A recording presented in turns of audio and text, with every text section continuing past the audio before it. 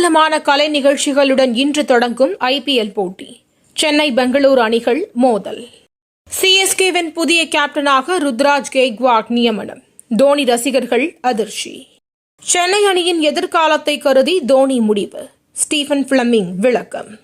பாஜகவின் முதல் கட்ட வேட்பாளர் பட்டியல் வெளியீடு. தமிழிசை தென் சென்னையிலும் அண்ணாமலை கோவையிலும் போட்டி. திமுக மீது வீண்பழி போடுவது மட்டும்தான் பாஜகவின் பரப்புரை ஃபார்முலா. முதலமைச்சர் மு.க.ஸ்டாலின் விமர்சனம். தமிழகத்தில் 20 தொகுதிகளில் பாஜக போட்டியிடுகிறது. அண்ணாமலை அறிவிப்பு. பாஜக கூட்டணியில் தமிழ் மாநில காங்கிரஸ் 3 தொகுதிகள் ஒதுக்கீடு. கைது நடவடிக்கைகளுக்கு எல்லாம் திமுக அஞ்சாது. அமைச்சர் துரைமுருகன் பேச்சு. மத்திய மாநில அரசுகள் தமிழகத்திற்கு என்ன செய்தன? அதிமுக முன்னாள் அமைச்சர் செல்லூர் ராஜு கேள்வி. திருச்சி அதிமுக கூட்டணி பொதுக்கூட்டத்தில் தேமுதிக பிரச்சாரத்தை தொடங்குவோம். பிரேமலதா விஜயகாந்த் அறிவிப்பு. 1 முதல் 9ஆம் வகுப்பு மாணவர்களுக்கு தேர்வுகளை ஏப்ரல் 12க்குள் முடிக்க வேண்டும்.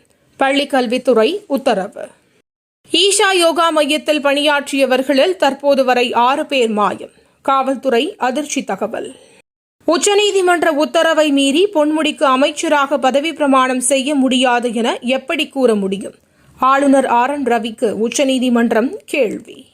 காங்கிரஸ் வங்கிக் கணக்குகளை முடக்கி தேர்தலில் போட்டியிட முடியாமல் தடுக்கிறது. பாஜக மீது சோனியா காந்தி குற்றச்சாட்டு. மார்ச் 31ஆம் தேதியான ஞாயிறு அன்று அனைத்து வங்கிகளும் இயங்கும். இந்திய ரிசர்வ் வங்கி அறிவிப்பு. தினம் தினம் நடக்கும் முக்கிய நிகழ்வுகளை சுருக்கமாகவும் தெளிவாகவும் தலைப்புச் செய்திகள் வழியே அறிந்து கொள்ள QLN நியூஸ் சேனலை சப்ஸ்கிரைப் செய்யவும்.